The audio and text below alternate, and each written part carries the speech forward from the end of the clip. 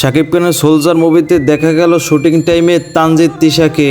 তাদের এই দৃশ্য দেখে সোশ্যাল মিডিয়ায় মুহূর্তের মধ্যে জনপ্রিয় হয়ে যায়। শাকিব খানের সাথে তানজিদ তিশাকে খুব সুন্দর মানাচ্ছে, সবাই বলতেছে দর্শকরা। জানা গেছে শাকিব খানের সাথে খুব মজা করে শুটিং করছে তানজিদ তিশা।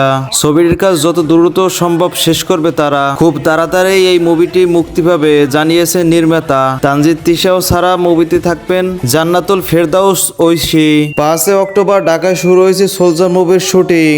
শাকিব খান এই সোলজার মুভি যেটা ঈদ ছাড়াই মুক্তি পাবে। শাকিব খানের ভক্তরা বলতেছে এটা যেন বাংলার তামিল মুভি। তামিল মুভিতে যে অ্যাকশন দৃশ্য, যে ফুটেজগুলো দেখানো হয়েছে হুবাহু সোলজার মুভিতে এই ধরনের কিছু একটা দেখা যেতে পারে, এই ধরনের কমেন্ট করেছে শাকিব খানের ভক্তরা। শাকিব খানের সোলজার মুভি কেমন হতে পারে অবশ্যই আপনার মতামত কমেন্টে জানাবেন। লাইক কমেন্ট শেয়ার করবেন আর সাবস্ক্রাইব করতে ভুলবেন না।